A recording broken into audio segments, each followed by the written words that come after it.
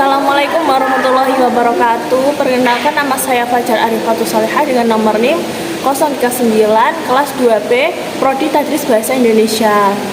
Jadi di sini kita akan membahas sejarah sastra dari Balai Pustaka sampai dengan sastra cyber. Simak terus yuk. Jadi yang pertama yaitu Balai Pustaka. Jadi Balai Pustaka itu sebuah penerbit dan perpustakaan nasional Indonesia yang didirikan pada tahun 1908 di Batavia, sekarang Jakarta. Awalnya Balai Pustaka didirikan untuk menerbitkan buku-buku yang mendukung pendidikan dan budaya di Indonesia pada masa kolonial Belanda. Salah satu karya sastra yang diterbitkan oleh Balai Pustaka yang paling populer yaitu Siti Nurbaya oleh Marah Rusli. Balai Pustaka terus berkembang selama bertahun-tahun dan terus menerbitkan karya-karya yang penting dalam sastra Indonesia serta bidangnya. Kemudian yang kedua yaitu Jangga Baru, yaitu suatu gerakan sastra Indonesia yang muncul pada awal abad ke-20 dan berlangsung hingga tahun 1942. Gerakan ini menandai pergeseran dari sastra lama ke sastra modern. Beberapa tokoh utama dari gerakan Jangga Baru beserta karya-karya populernya yaitu novel Layar Terkembang oleh Sultan Takdir Ali Syahbana. Kemudian pada gerakan Pujangga Baru ini membawa angin segar dalam sastra Indonesia dengan membawa gagasan-gagasan baru dan menyerahkan aspirasi masyarakat pada masa itu. Karya-karya mereka memiliki pengaruh yang kuat dalam perkembangan sastra di Indonesia. Selanjutnya yaitu pada sastra pada angkatan 45, yaitu suatu gerakan sastra Indonesia yang muncul pada tahun 1945 bertepatan dengan kemerdekaan Indonesia dari penjajahan kolonial Belanda. Gerakan ini memiliki peran penting dalam mengangkat semangat nasionalisme dan mengkritik kondisi sosial politik pada masa itu. Beberapa karya populer dari angkatan 45 yaitu Deru Campur Debu oleh Chairil Anwar. Gerakan 45 memberikan kontribusi besar dalam mengembangkan sastra Indonesia modern dengan menghadirkan karya-karya yang kaya akan semangat kebangsaan dan kritik sosial. Karya tersebut tidak hanya menjadi cerminan zaman, tetapi juga tetap relevan dan mempengaruhi perkembangan sastra Indonesia hingga saat ini.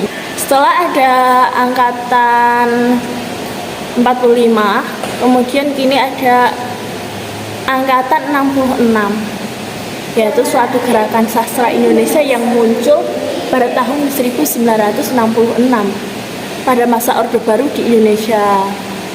Gerakan ini ditandai dengan semangat kritis terhadap pemerintahan Orde Baru serta eksperimen dalam bentuk dan gaya sastra. Salah satu karya populer pada masa sastra 66 yaitu Bulan dan Bintang oleh Taufik Ismail. Pada gerakan angkatan 66 ini memberikan kontribusi besar dalam mengembangkan sastra Indonesia dengan mengeksplorasi berbagai tema serta gaya sastra yang lebih baru dan berani. Karya-karya mereka mencerminkan semangat perlawanan terhadap penindasan politik dan kebebasan berekspresi dalam masyarakat. Setelah angkatan 66 kini muncul angkatan 70, yaitu suatu gerakan sastra Indonesia yang muncul pada tahun 1970-an. Gerakan ini ditandai dengan semangat kritis terhadap kondisi sosial politik pada masa Orde Baru serta eksperimen dalam bentuk dan gaya sastra yang lebih bebas. Salah satu karya populer pada masa angkatan 70 ini yaitu novel Perang oleh N. Hadini.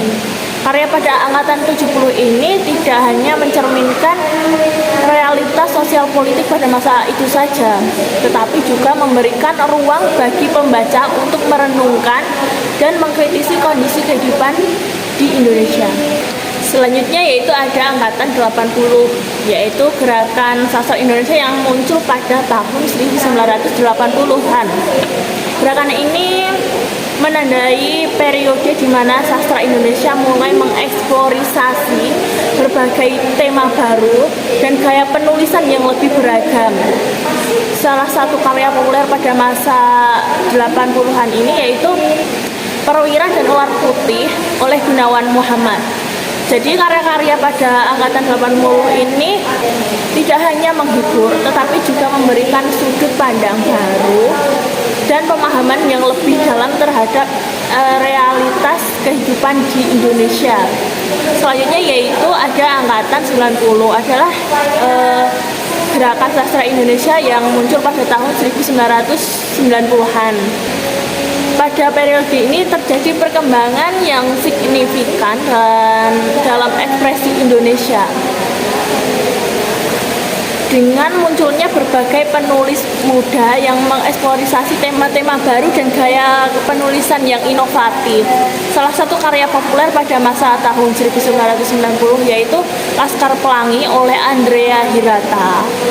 Dan pada karya pada masa angkatan 90 ini tidak hanya mendapatkan sambutan hangat, tapi juga mendapat pengakuan internasional, mengukuhkan posisi sastra Indonesia di kancah global. Yang terakhir yaitu ada angkatan 2000, yaitu periode yang melahirkan berbagai karya sastra yang beragam, inovatif, dan mencerminkan di mana kehidupan masyarakat kontemporer. Salah satu karya pada masa 2000 yaitu Negeri Lima Menara oleh Ahmad Fuadi. Selanjutnya yaitu yang terakhir ada sastra cyber. Sastra cyber adalah fenomena baru dalam dunia sastra yang muncul seiring dengan perkembangan teknologi digital seperti blog daring atau online fiction, puisi di media sosial, dan lain-lain. Salah satu contoh sastra cyber yaitu seperti Wattpad dan Webtoon dan sebagainya. Sastra cyber mencerminkan adaptasi sastra terhadap era globalisasi dan digital, serta memberikan ruang bagi eksperimen baru dalam narasi dan interaksi antara penulis dan pembaca. Itu tadi pembahasan tentang sejarah sastra, yaitu dari Balai Pustaka sampai sastra cyber. Sekian yang dapat saya sampaikan. Terima kasih. Wassalamualaikum warahmatullahi wabarakatuh.